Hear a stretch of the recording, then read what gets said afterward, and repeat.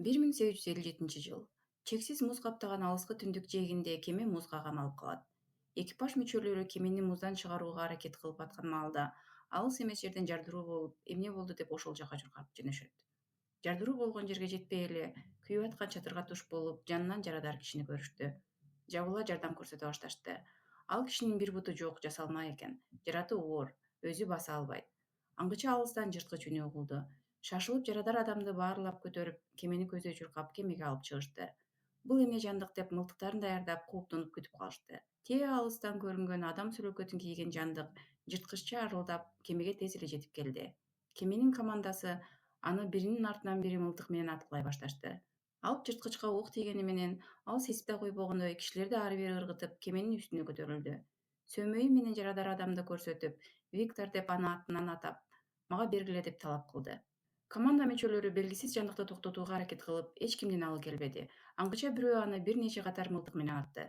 Жандык кемеден музга кулап түштү. Өлтүрдүк окшойт деп баары кызыгып карап калышты эле. Ал кайра ордунан туруп, Викторду мага бергиле деп кемени эки колу менен түрткүлөй баштады. Жүздөгөн кишилер ордунан козголто албай аткан кеме муздан бошонуп, селкилдеп калды. Атып өлтүрө албасына көздөрү жетип, капитан жандыктын бут алдындагы музду мээлеп атты. Муз жаракка кетип, 20 жандык муз астына кулап сууга чөмдү. Жарадар адам капитанга кайрылып, канча адамдан айрылдыңар? Кайра келсе мени ага бергиле. Болбосо ал баарыңарды бир-бирден кырат. Ал эч качан өлбөйт. Кайра келсе мени берем деп сөз бергиле деп капитандан суранды. Жандык 6 адамды өлтүрүптүр. Капитан жарадар адамды тынчтандырып, бул эмне жандык? Мындай 20 коркунучтуу жандыкты кайсы шайтан жаратты? Деп суроо салды. Жарадар адам: мен жараттым. Менин атым Виктор Франкенштейн. Атам койгон. Басып алуучу, жашоодо баарына жетишкен адам дегенди билдирет. Баары атамдан башталды, деп өз окуясын төкпөй айтып бере баштады. Виктор абдан бай үй-бүлөдө төрөлүп, атасы барон, белгилүү хирург болуптур. Жумушка байланыштуу үй-бүлөсү менен аз гана убакыт өткөзүп, апасына байлык үчүн үйлөнүп, атасы үйдө кезде күнүнө экөөнүн ортосунда уруш-талаш болуп турчу экен. Атам апам экөөбүздү абдан жаман көрчү, деп эскерди Виктор. Өзү атак даңктуу хирург болгон соң, Викторго медицинанын негиздерин, анатомияны, адамдын дене түзүлүшүн үйрөтүп, билбей калган учурларда чыбык менен сабап, жазалап, менин атымды булгаба деп эскертип турчу экен. Ошол атасы үйгө келген күндөрдүн биринде капыстан кош бойлуу апасынын ичи катуу ооруп, кан кетет. Атасы өзү операция кылып, баланы сактап калат, бирок апасын сактап калуу мүмкүн болбой калат. Анда Виктор жаш бала экен. Апасынын өлүмү катуу таасир берип, абдан кыйналат. Иниси Вильям жаркылдаган шайыр бала болуп, атасынын сүймөнчүгүнө айланат. Жылдар өтсө да, апам ошол убакыттын эң көрүнүктүү врачынын колунан өлдү. Атам атайлап сактап калуу үчүн жакшы аракет кылган жок деген ой Викторду кое бербей коет. Акыры атасына ушул суроосун берет. Атасы өлүмдү жеңүүгө болбойт деп жооп берет. Мындай жоопко ыраазы болбой, Виктор атасына: өлүмдү мен жеңем, сен билгендин баарын үйрөнөм, сенден ашып түшөм, дейт. Ошол күнү Виктордун түшүнө кара периште кирип, өлүм менен өмүр күчтөрүнүн үстүнөн бийликке ээ кылам деп сөз берет. Көп өтпөй апасынын плантацияларында көтөрүлүш болуп, өрт чыгып, мүлкүнүн көп бөлүгүнөн айрылышат. Андан соң атасы кайтыш болуп, иниси Венага, өзү Лондонго көчүп кетишет. Виктор андан ары Эдинбургка көчүп, ондогон жылдар өмүрүн медицинаны иликтөөгө арнайт.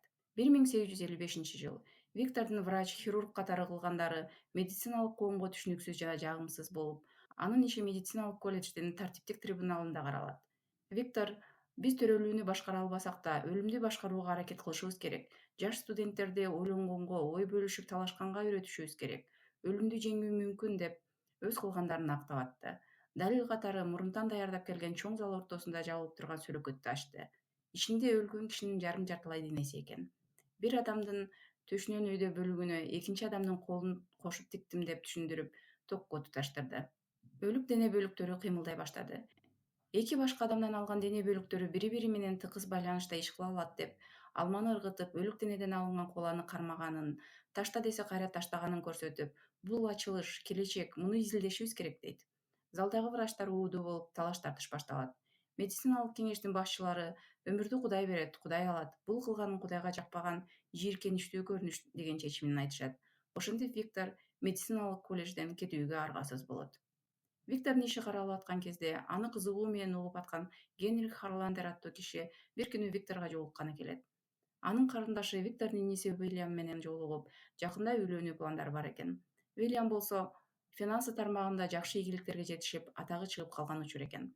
Харландер Виктордон Адамдын бөлүктөрүн кошуп тирүү жандык чын эле жасай аласыңбы деп кызыгып сурап, 3 күндөн кийин Вильям менен Элизабет менен жолукканга келгенде жашооңду өзгөрткөн бир нерсе көрсөтөм деп жолугууга чакырып кетет. Болжолдошкон күнү Виктор анын үйүнө барат. Генрих Харландер мурунку аскер хирургу, азыр бир нече оқ-дары чыгарган заводдун ээси, байлыгы көп, акчалуу киши экен. Ошол күнү ал Викторго чыныгы адамдын жыгачка катырылган нерв системасынын артерия, венанын түзүлүшүн көрсөтөт. Канча кааласаң ошончо каражат берем, сен экспериментиңди улант, ордуна кийин бир нерсе сурайм, деп сунуш кылат.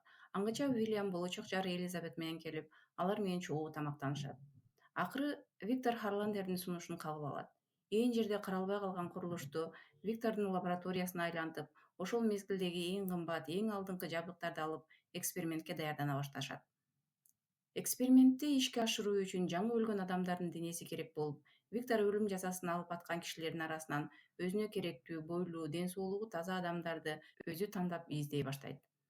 Иниси Вильям Виктордун лабораториясын жабдууга жардам берип, келечек жубайы Элизабет аны коштоп жүрдү.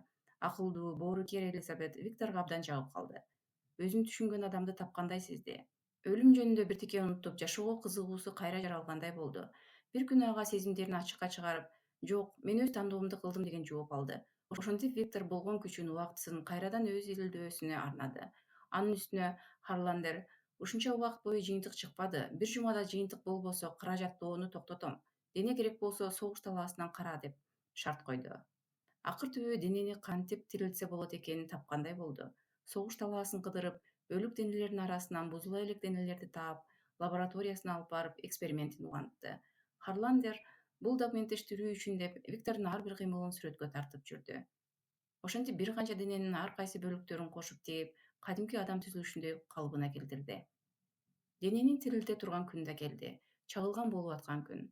Атайын туташтырылган жабдык аркылуу чагылган жаңы тигилген денеге ток энергиясын берип, дене тирилиши керек эле. Виктор шашылып убакыт келди деп Харландердин бөлмөсүнө кирип барат. Париги жок Харландердин үстүнөн чыгып, анын башын жара каптап кеткенин көрөт. Көрсө ал сифилис оорусу менен ооруп, акыркы стадияларына жакындап калыптыр. Харландер, сен мага карызсың. Эсиңдеби экөөбүздүн макулдашканыбыз? Жаңы дене даяр болсо, мени ошол денеге жайгаштыр, деди. Виктор, сенин денең чирип калды. Бир да таза органың жок, деп такыр макул болбой коет. Ачууланган Харландер жабдуунун бир бөлүгүн колуна алып, менин шартыма макул болбосоң бийиктиктен ыргытып талкалайм деп коркутмак болот. Экөө аны талашып кармаша кетип, Харландер кокустан тайып, бийиктиктен учуп түшүп каза болот. Ага карабастан Виктор экспериментин улантып, жыйынтык чыкпай капа болуп жатып уктап калат.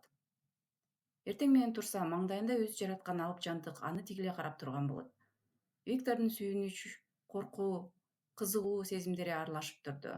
Алып жантык жаңы төрөлгөн баладай Виктордун кылганын кайталап, кыл дегенин кайталап жүрдү. Виктор ага өзүнүн атын үйрөттү. Азырынча жантыктын жалгыз сүйлөгөн сөзү анын аты болуп калды. Акырын алдап келип чынжырга байлады. Виктор аны тирилткенден кийин андан ары эмне кылаарын билбей калды. Бул жөнүндө ойлонгондой эмес. Жумалар өтүп, ал күчтөнө баштады. Виктор болсо алдан тая баштады. Ал жараткан жандык жаш баладай баарын жаңы үйрөнүп атты. Бирок Виктор дегенден башка сөз айтпай, Виктордун анын аң сезими өскөн жок деп кыжыры кайнады. Бир күнү ал жандык колун кесип алат. Бирок кесилген жери кайра бүтүп, ордуна келип калат. Көптөн бери агасынан кабар укпаган Элизабет кабатыр болуп, Уильям менен Виктордун лабораториясына келишет. Виктор сүйүнүп, иниси менен жетишкендиктерин бөлүшүүгө жетелеп жөнөйт. Элизабет болсо ыркыраган үндү угуп кызыгы артып барат. Чынжырга байланган кишини көрөт. Денесинде жүздөгөн тийиштерди көрүп, аны бирөө кыйноого алганбы деп Викторго ачууланып барат.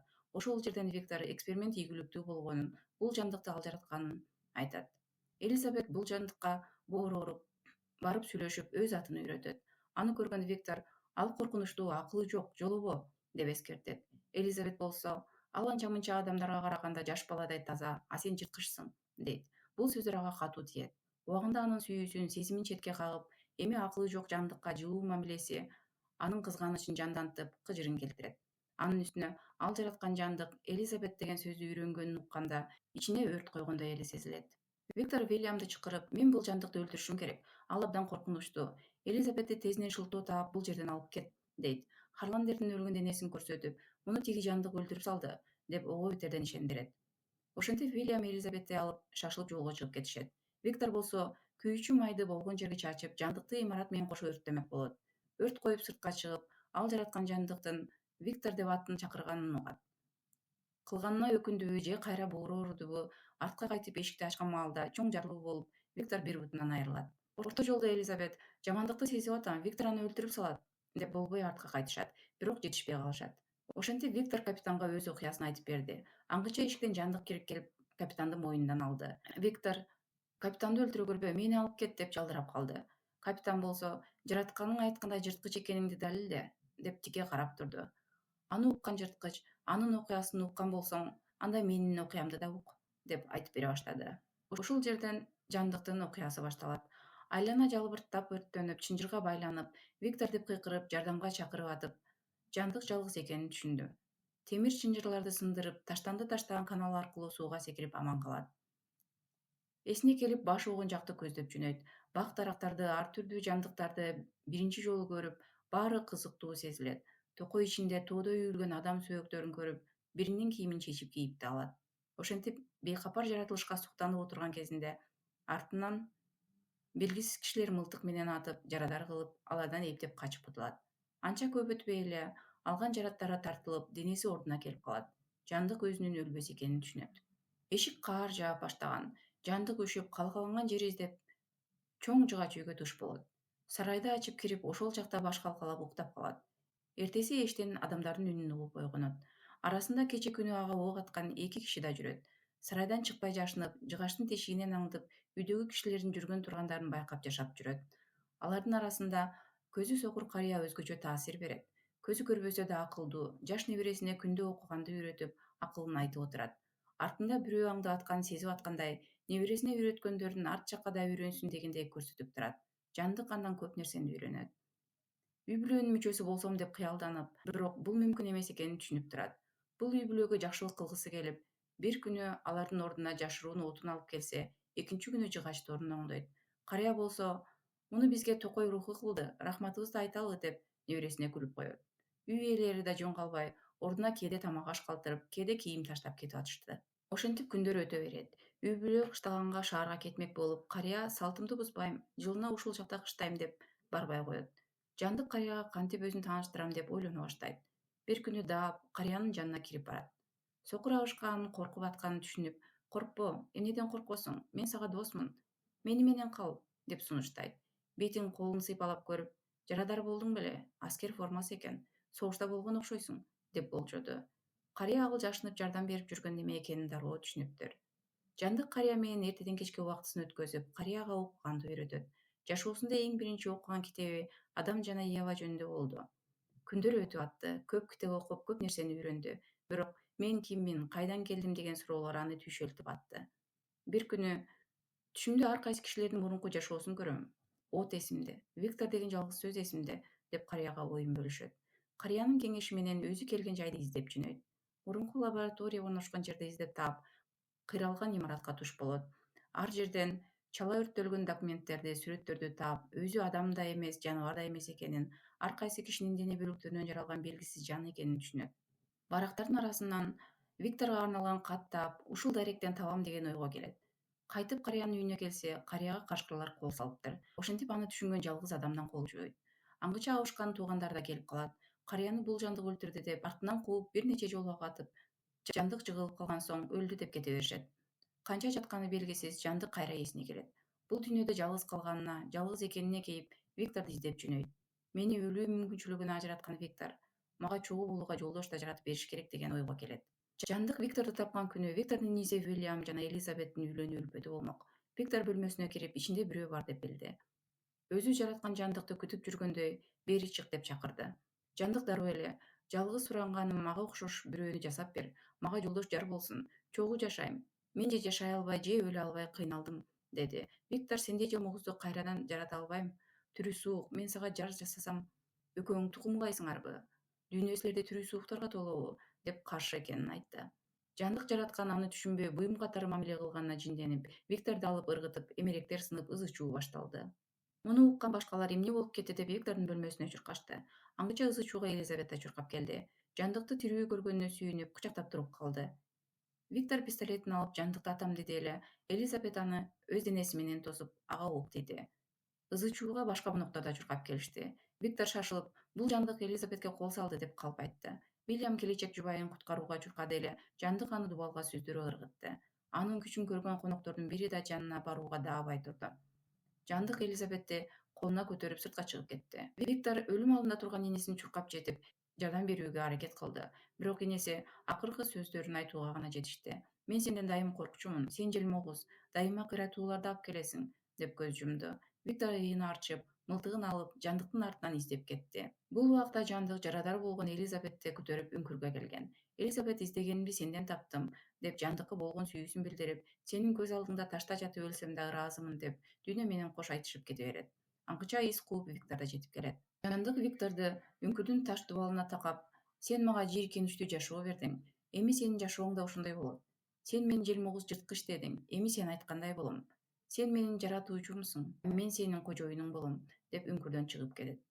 Артынан Виктор аксаган бутун сүйрөп, мылтыгын кармап из кууп жөнөйт. Күндөр өтөт. Талаа түздөн токой аралап из кууп жүрүп, акыры муз каптаган ээн талаага жетишет. Виктор Жандыкты өлтүрүүгө ок дарысын даярдап, динамитин да көтөрүп жүрөт. Ошентип бир күнү экөө ээн муздун үстүнөн жолугат. Виктор мылтыгын даярдап чатыр ичинде күтүп отурат. Аңча Жандык аны чатырдан сүйрөп чыгып, бутунан сүйрөп жөнөйт. Виктор бычагын сууруп чыгып, шилтей баштайт. Жандык жинегелип, мен сени жарадар кылганда гана мени угасың, деп бычагын жулуп алып, кайра өзүнө саят. Колунда динамитин көрүп, ушул жардам берет деп ойлодуңбу, деп динамитти колуна алат. Эми мени өлсүн деп сыйын, бирок эгер мен өлбөй калсам өзүң өңкөр, деп Викторго динамитти күйгүздүрүп, эми кач дейт. Виктор качып жөнөйт. Динамит жарылып, Жандыктын денеси от каптайт. Бирок көп өтпөй эле анын денеси кайра калыптана баштайт. Мына ошол убакта капитан кишилер менен Викторду табышкан экен. Ушул жерден Жандык окуясын аяктайт. Виктор акыры Жандыктан кечирим сурады. Баарын түшүндүм. Кечир мени, уулум, деп Жандыктын колунан кармады. Өзүңдү да кечир, өлө албасаң жаша. Акыркы жолу менин атымды айт, деп суранды. Жандык Викторду чекесинен өөп, мен сени кечирдим, эс ал ата. Мүмкүн экөөбүз тең адам болуп калаарбыз, деп коштошуп, Викторду акыркы сапарга узатты. Капитан Жандыкты коштоп чыгып, анын жолтоосуз кемеден кетишине көмөктөштү. Музга тыгылган чоң кемени эки колдоп түртүп, муздан бошотуп, кеме сууга сүздү. Ак муз баскан ээн мейкиндикте Жандык жалгыз калды.